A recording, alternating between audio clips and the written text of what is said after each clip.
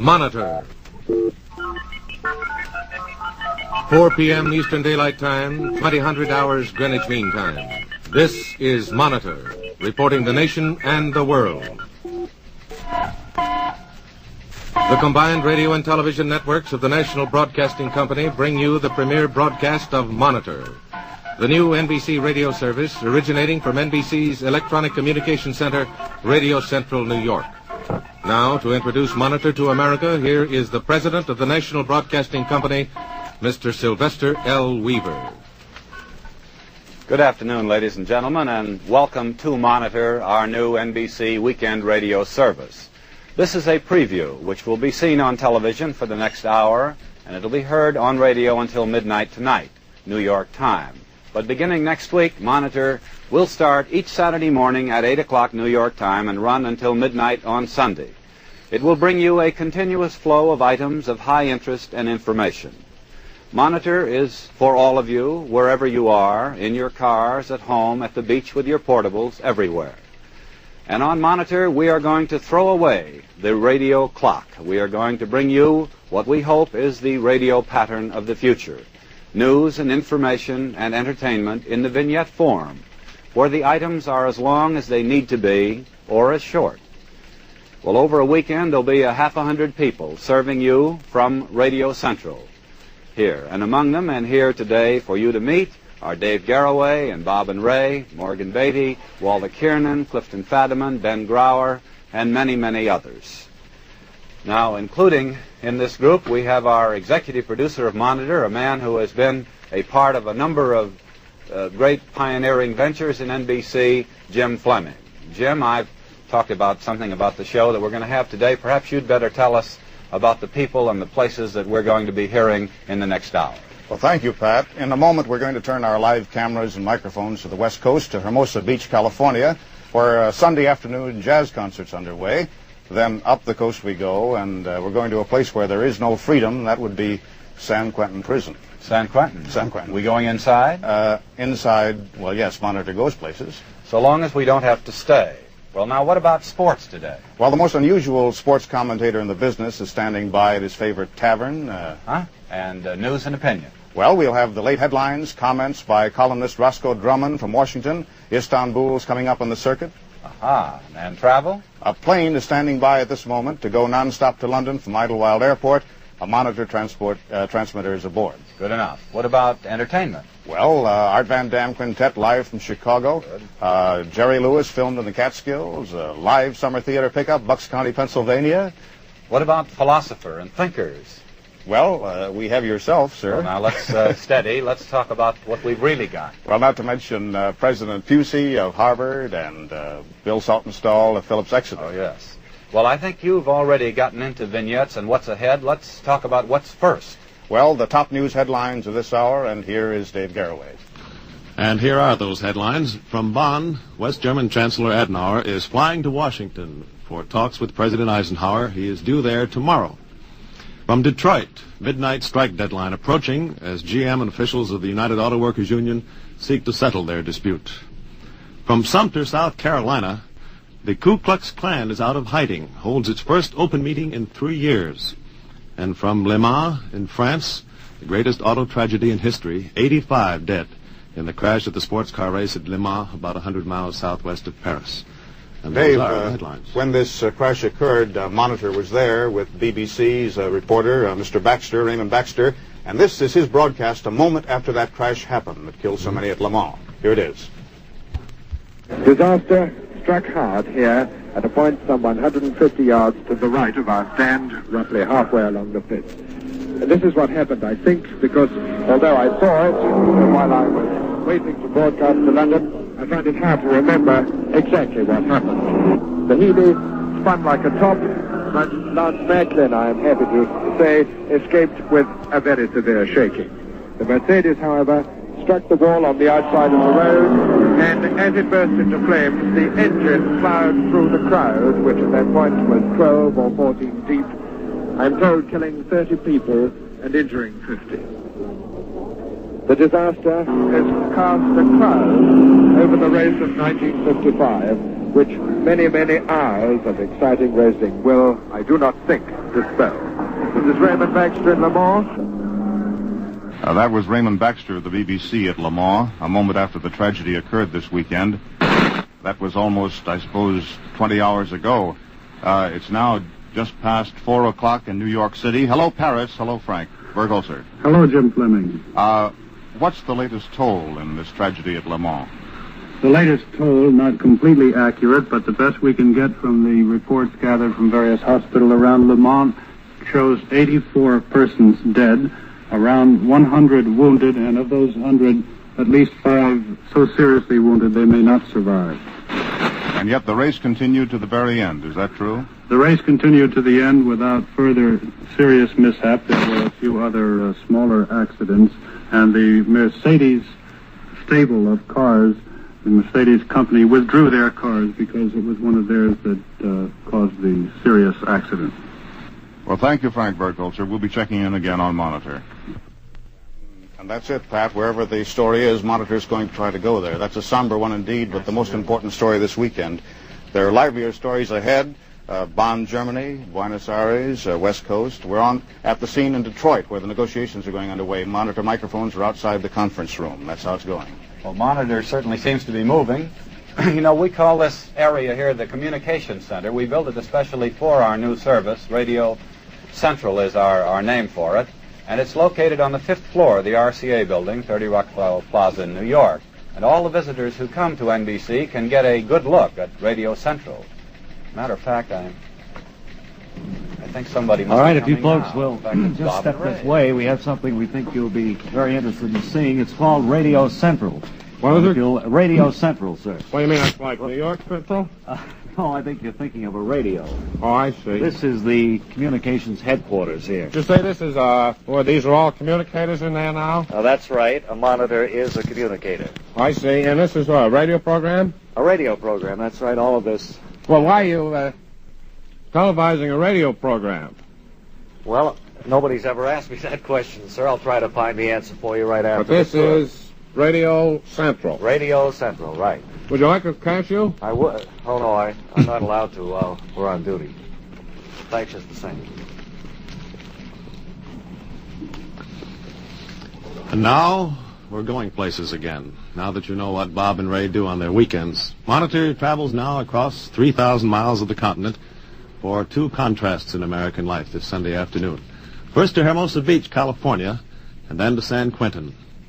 Life at Hermosa Beach at this hour is a pretty gay affair, I can tell you. And so for the first of many Monitor musical remotes, here is the Pacific Ocean with Howard Rumsey and his Lighthouse All-Stars.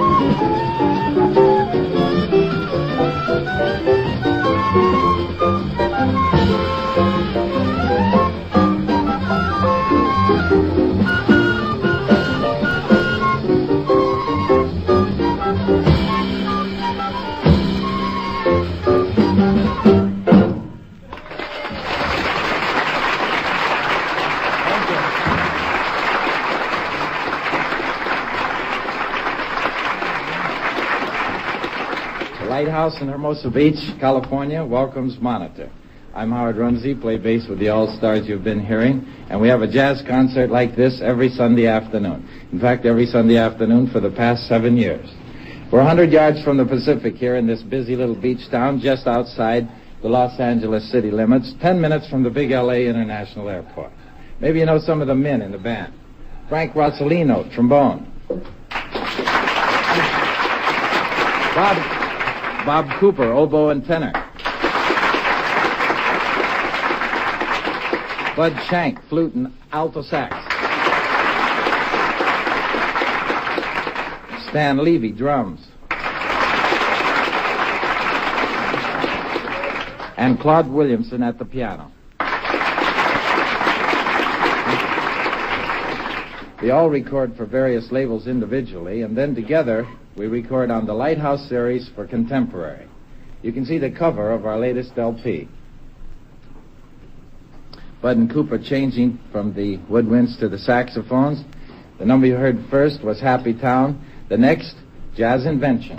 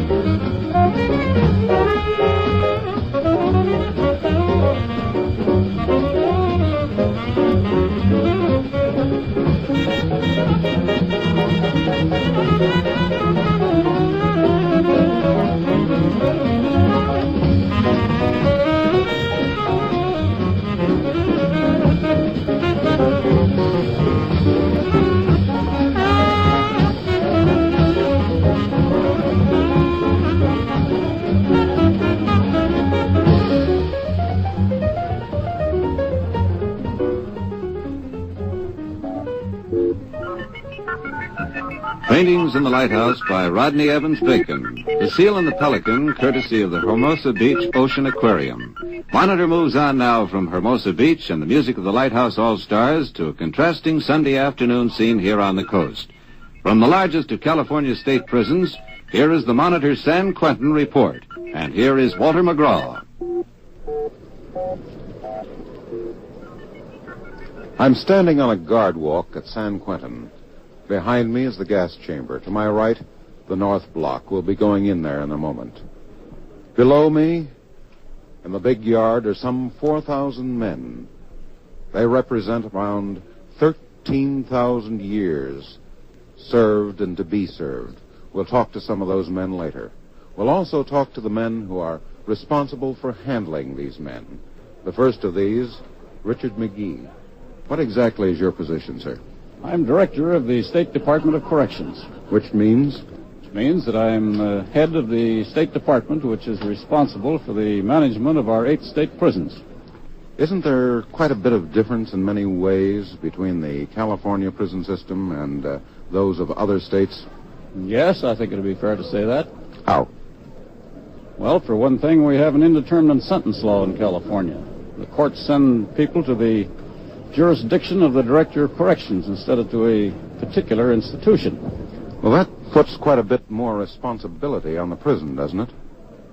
Yes, it does, because we feel that we have a responsibility to rehabilitate these men while we have them with us. You use the word rehabilitation. What's the difference between rehabilitation and punishment? Well, in my view, punishment is a negative approach to the problem. Rehabilitation is a positive approach. We feel that we have a responsibility for carrying on programs in these institutions which will attempt to readjust these men and return them to society better than when we got them. All right, to find out a little more about that, we're going into the North Block here.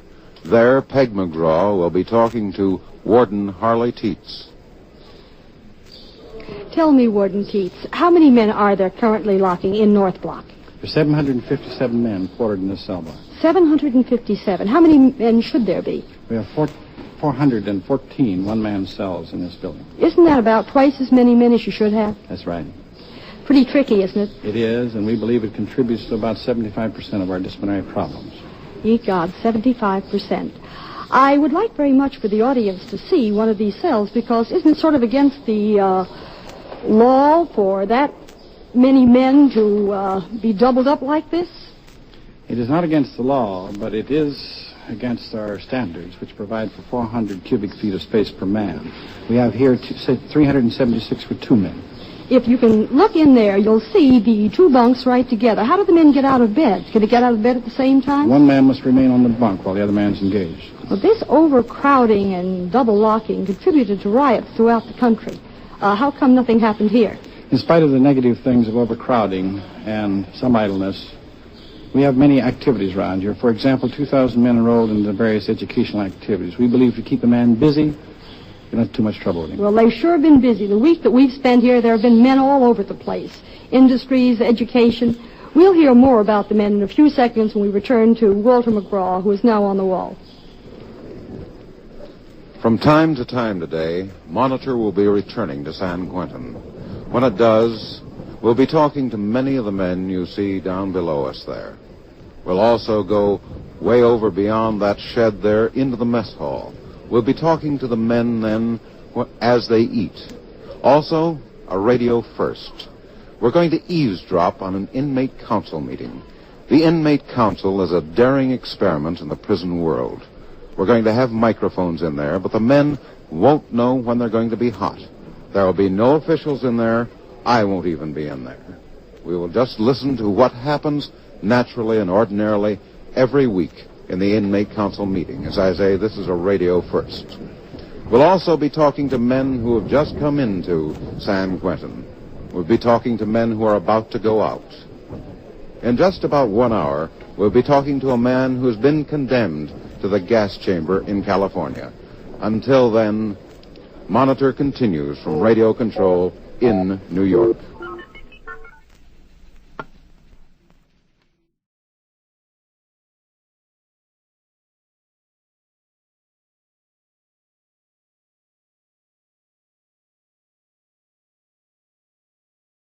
Hello, fellows. We want to report on the meeting we had yesterday with the executive and study committees. As you know from the wire from Bob Sweezy, we had a good long meeting, went into great detail on our new projected weekend radio service. We're calling it Monitor, and our projected starting date is June 12th. We had a meeting and sales plan and the compensation and our general reasoning and philosophy. Very enthusiastic, and I think unanimous, actually, in the way they felt that this was something that was highly commendable, and I hope most of them thought that it would really work. We certainly do. Now, in this closed circuit, we can give only really the highlights of the service, rather than go into details that should be handled, I think, a little more confidentially than on a nationwide closed circuit. So our station relations people will be calling on you where possible. They'll be reaching you by mail. We're getting up all the information and presentation on this project. And I have with me here Jim Fleming, who's the executive producer of Monitor, and you'll remember from Today and Voices and Events and his records and all the rest of it, and he knows this kind of a show better than anybody in the country. And he's going to illustrate with some excerpts and give you some of the talk about what the show will be like, and then I will come back with some more info on the show and the general philosophy after you've gotten a feel of what Monitor will be like. So, Jim, take it over. Thank you, Pat. I'll try to bring a picture of what's happened so far on this very exciting new assignment. Monitor. Monitor, the new NBC radio service. Not a program, a continuous service running from 8 a.m. Saturday Eastern Time until midnight Sunday, perhaps beyond. And as you'll hear, it's an entirely new sound and concept. Variety, comedy, entertainment, news, sports, special events. Monitor sweeps the shortwave spectrum. Monitor brings the drama of Broadway and Hollywood. And it does these things with a format that's a complete departure, complete from programming of the past. A few moments ago, I walked by what used to be the NBC Master Control Room on the 5th floor of the RCA Building, and believe me, some changes are being made. Workmen are beginning the construction of Monitor's home base, NBC Radio Central, a communications center that will really be in touch with the world. I have the sketches here before me. An immense communicator's desk in the center. At the broadcaster's command, a battery of switches placing him instantly in touch with all the domestic and overseas pickup points. Newsroom on one side, tape room on the other, auxiliary studios. It's going to be quite a place. Monitor is going to be a new sound, an important service for all who listen. And even now, as our preparations go forward, we can pause for a preview. The Naval Observatory signals the hour, and this is Monitor, the new NBC radio service. Dave Garraway here. Let's check off some seconds. 10 seconds past the hour. 11, 12, 13, 14, 15. Your time is right, friend. And Monitor is at your service with another hour of entertainment and vital information. Table of contents, page 1, Morgan Beatty checks the headlines, and Art Bookwald monitors the latest from Paris. Page 2, Monitor checks the ball games, goes to the races. Page 3, music from 4 capitals. Page 4, the blackboard jungle. Page 5, through the sound barrier over Boston. This is Monitor, listening and reporting for the nation and the world.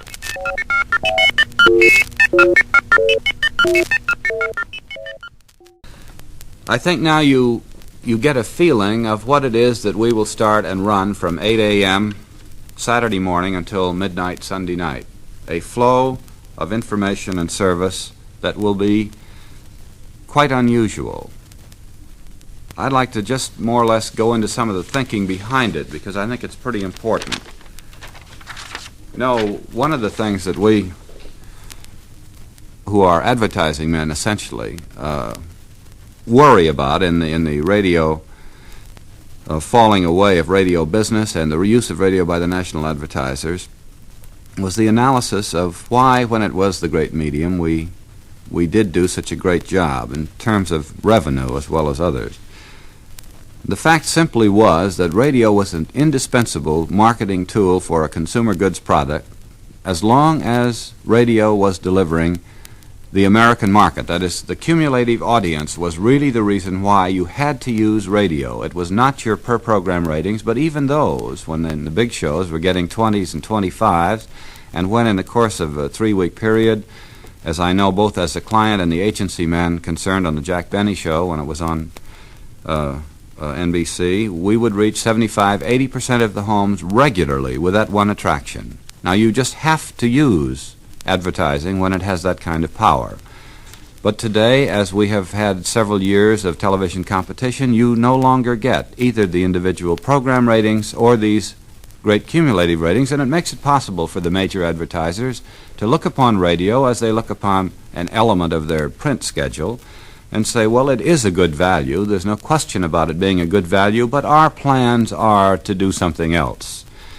This is a most important and little-known point in why radio has gotten into such trouble in terms of its national network revenue. When the big advertiser could reach the American market in a few weeks and get his message over more effectively always than in print, which now the fellows have forgotten, but this was our argument that we used all those years, he just had to be in the business. I mean, I won't argue this with you. You all know it. But the question is, what do we do now? We aren't going to have 20 ratings anymore. You can't build a radio show that's going to pull a 25 rating away from television attractions. It's just not going to happen. But if we look at it the other way, if we say to ourselves, if television had come first, would there never have been a national radio service? This is something that I went into at great length a few years ago with you, but You've undoubtedly been fortunate enough to forget it. I won't repeat it all, but essentially the answer is, of course, there'd have been a sound service immediately, and a strong one, because people can't spend hours and hours and hours just staring at the television set. They must get away from it, get relief from it, yet they will be so intrigued by the opportunities of information and entertainment available through radio, through the sound of television, that they will insist on sound services. This brought up in our planning the point that radio became what it was, as you older fellows will remember, who got cracking in this business, some of you even before me, and that was almost 25 years ago. We built the programming structure and the advertising patterns empirically. They were not done by a study of what would be best or what would most serve the needs of the whole family audiences. We just were working, and we came out with what we came out, and a very good job too. Now the question, however, is we can sit back and say, what kind of a sound service can be built that will give long, productive usefulness to the American public? How can we sell that service to advertisers so that it will be productive and useful for them, and they can now believe that they will use it in their projected budgets no matter how far ahead they look? Something I might say that a great many major consumer goods companies do not do. That is, they are either out of radio or they are considering going out of radio. And they will go out of radio unless we find a form that redelivers most of the American public to the advertisers. Well, the minute you start looking at programming in terms of what you would do rather than what we ended up, you might as well look at all sources of programming information that are available in the field of mass media. Radio got ideas for programs good enough to sustain either a quarter hour, a half hour, or an hour. But there are many ideas and many things that won't sustain and do not fall into patterns with other things that make what we call radio programs, but doesn't mean they aren't good. For instance, if you read the Reader's Digest, you'll notice all the lubricating little things they have in there, all the variety of different approaches and types, things about people, human interest stories, little dramatic vignettes, little jokes and funny sayings and anecdotes.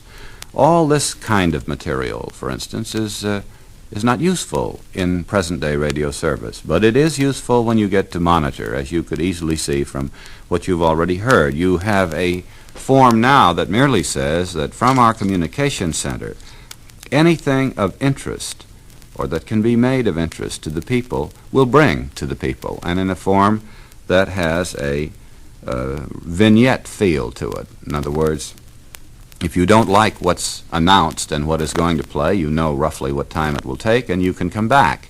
You know that if you don't like a television show, if you go out and get in the car, if you go up in your bedroom, if you're in the kitchen, there'll be, in the weekend period at least, there will be an easily memorable framework of attractions that you can join and go out of completely at your convenience. It is a service tailored for you that will be highly interesting and amusing and moving when you want it. And it will have other service elements too, of course, like the news and music, but this is available elsewhere. The key point, although not in the form that we're projecting it, that is, the news is not available elsewhere in the form we're projecting it, and probably not music in many of the pickups and remotes, as you know. But essentially, we can once again have the whole American public know that any time in the weekend they need not be alone, and they don't have to sit there looking at the television set. They can turn this service on, and in will come the flow. It will be like having a personal editor who would go out and listen to everything, read everything, know everything, and then be there at your as your little tame cap and bells jester with the whole range of moods, telling you the very best of everything that's happening. Now, you certainly can't ask us to do much more than that, to have a little personal little man or leprechaun at the foot of each individual in the country to give him the word on everything, variety, change of pace. We didn't go into some of the little hunks that Jim didn't, that intrigued me more. And without saying that these are going to be in, because this is a matter that we will get into or getting into. But for instance, eyewitness, everything that ever happened, you have eyewitness reports. Well, the form, you do a show called Eyewitness, or the original radio show I Was There, the form suddenly changes the whole basic idea. The basic idea, the best idea, is to get the eyewitness, give a little description, and have him tell what he saw. But in order to, you force the material to fit the form, and this is wrong. Where are they now? It's the same thing. This is no good really for a program, but it's great if you just get, where is somebody now? I won't mention any names, but there are a lot of people that aren't around now that we all know and have heard about, and you can do great little vignettes, human interest vignettes, on where are they now, what are they doing, and have them say a few words. The whole range of human interest, vox pop, you just can't, you just keep going, Ripley, the attractions that you see around, the kinds of information, are just unlimited. And they all fit a form. Once you don't say it has to be a half-hour show, it has to be a quarter-hour show. Once you just say, whatever it is, it should be done, tailored to be the best performance of that material. This is the essential idea of Mr. Om, which you fellows in the television side may remember that we did in 1950. Later thought of identically in the same form by Omnibus. But Mr. Om originally started on the premise that the writer fixes his material, whether funny or moving or humorous or whatever, to the identical, exact pattern that makes it the most effective. And that's the length it is. And we put together the various elements and do a concert of information, education, humor, drama, and so forth.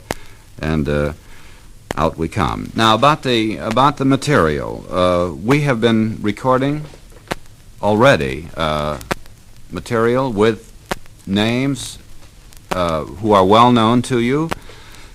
We are going to our big stars where we will have them do a session with us in which they will record a lot of different information that is in good forms in these little brief inserts. For instance, you get a star like Fred Allen or Jimmy Durante, and you have them record different human interest stories about themselves, their first long pants, their first engagement, the thing they'll never forget, the biggest faux pas they ever made, whatever the subject matter might be. Each an individual little hunk that you will pick up at the proper time when it's relevant to whatever the form of the show is on during the service, or even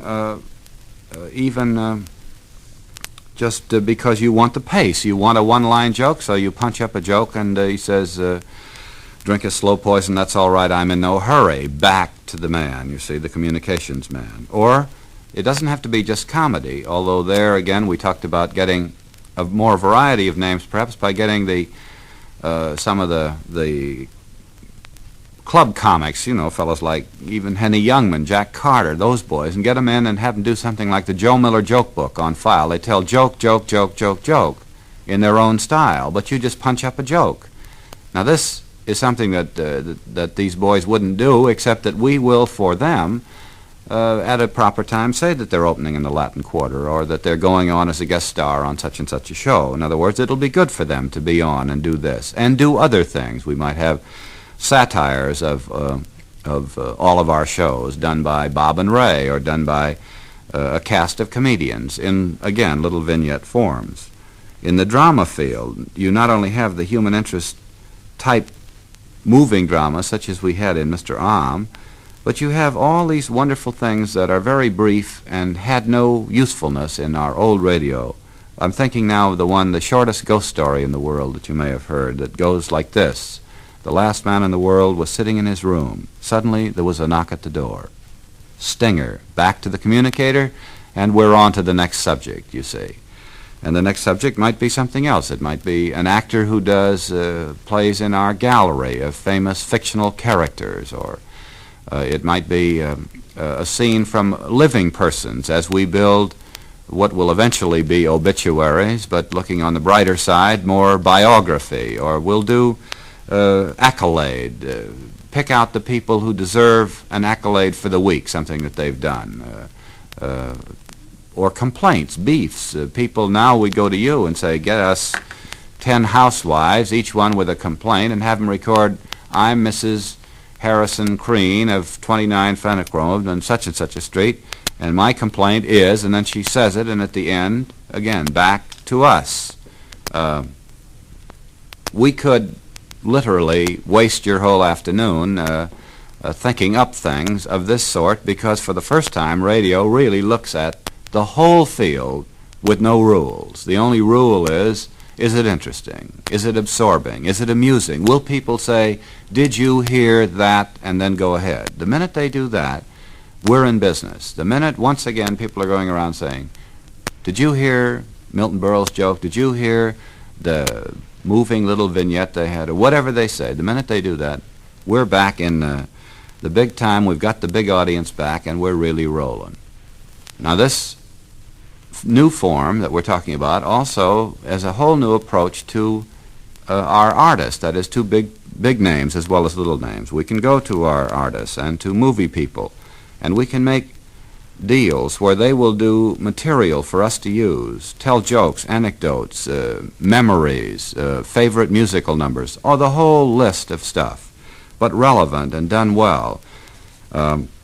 We can do remember this, do you remember this voice, with the soundtrack 20 years ago in a movie, as a gimmick for a movie with a star, and plug that star's appearance in a new picture or something of this sort. We mentioned to the committee that in promotion of magazines, books, pictures, television, we intend to use radio for promotion to get the great names once again crossing our radio stage. This show will have more people on it, and more important people, saying things of high interest and repeatable values than probably anything that has ever been attempted. It will even be able to top the original Today plans because of the fact that tape on radio is perfect, and film on television isn't. Certainly isn't yet, with the result that we can do things in this show that we just couldn't do on TV. The question of covering television has been covered, and you will get more information on that. We certainly do not want to make the mistake that radio made for several years of standing aside from the mainstream of American life, television, and pretending it wasn't there. Radio must face the facts and be adult about the whole thing and realize what it is, an electronic medium like television in the home with a tremendous number of assets that television hasn't got. And it's when you find your form within the realities of the two media complementing each other in the home and elsewhere that you build an enduring service. Now, on advertising, if this program works the way we think, we will, in addition to the ratings and the automobile usage and the portable usage and so forth, we hope getting the listeners to your station, to our network, up as we go from period to period through this whole period. We'll also get more and more of the people to tune in for part of the time. The cumulative audience will rise. I certainly will be very unhappy unless we are able to build this thing up to where we're getting a 50% cumulative on the weekend. This is not perhaps right away, but it is certainly what we intend to do. And why not? A third of the people are probably out driving, and that's right away you can get them, because this will just be great driving stuff. Anybody who isn't listening to music for secondary listening, that is, the music stations are really secondary listening stations, not listening stations. And that's one reason we aren't going to be a secondary listening station in this form. But the minute you get all these people, get the word to them, what we have, and they start using it, we expect a 50 cumulative. Well, that doesn't do you any good if you're an advertiser unless you reach the 50. You only reach the people who are listening when your advertising is on. So what does that mean? It means to follow more, but with more vigor, the things we've already done, the pattern of placing ads at different times, and instead of spending your whole money at a time period that is your own time period in the old program sponsorship basis, you go to a pattern of positions which get overlapping audiences, and adding them all together, you will reach, again, the big audience. We do that now with our present forms, but we will do much better with the new forms, because on the weekend service, on Monitor, we are planning the flexibility of 1 minute, 30 seconds, and 6-second billboards, really poster ads on radio. This is the result of a lot of work and study on how to make the advertiser come back into radio almost on a forced basis. In other words, if the program gets a 50 cumulative, and if an advertiser for consumer products can move in with a poster campaign or a series of 30 seconds, or if he can afford it a series of minutes, and really get for himself that 50 rating, he will have enough power in his selling effectiveness with his campaign so that he's in business with us. He is back in the medium to stay. It is no longer a question of dropping radio as you could drop a magazine off your list, because while a good value, it is not imperative that he use it. It will be imperative that he use it. Now, this calls for the kind of flexibility and approach by the station managers that they have demonstrated in television over these last 5 or 6 years as we've gone into these new projects. And as you will recall, they have been a great source of strength for television. We would never have built what we have built if we had depended upon the old line patterns. And I won't try to sell you on the necessity of the 3 kinds of advertising now, except to say that the boys who are in on these decisions are the heads of the agencies, of the major agencies who now work for NBC. And this is advertising know-how at work. We know how the clients operate. We know how the agency procedures are set up and what you must do to get the money. And this is what we think you have to do to get the money. Actually, we're very keen. I think the billboard poster plan has tremendous vitality on the 10-year view. And that's what we have. This is not another retreat. This is a rewrite of the medium as though it had never been before, to do the greatest job and to be harnessed in the right way to do the greatest product selling job for our advertisers. And if it works right, we'll have the big audiences again, although in a little different form, and we'll have the advertising again in a pattern unlike the old program pattern, but a pattern that is effective and useful and works for the advertiser. If it does that, in comes the money. And if the money comes in, then we can broaden our scope and do a lot of things, and we'll be in business a long time together. So, I think what I'm really ending up here on is that we've done a lot of thinking about this. It is, of course, you can see some of its the earlier attempts at this type of thing, both in our television projects and in some of the radio shows and radio commercial patterns. But we think here we've gone beyond that we've really started over again and said, let's say that television is 100% of all homes, that we have 100% saturation and we're getting a second set in the homes, a lot of them. Then what? Then what? Because that's only a few years away. And our answer is a series of program material vignettes of the type you've been hearing about from us today, and a series of advertising patterns that the more we get into it, the more excited we get. And the more excited we get, the more we want all of you fellas to get excited too. So we're going to make our run on Monitor starting June 12th, and you will get all the detail about it very shortly, and we hope that you will be with it and will do those necessary things both on your own personal schedules and also in the back of your own brains, where it conflicts with some of the things that you have always been used to and have found good, that you will still say, let's go ahead and let's try to change and see if we can make this thing go. And with those words and leaving out an emotional closing, since it's Friday and we all want to get away, except that I'm not going to, I will close and hope that you will all be with us. We're counting on you.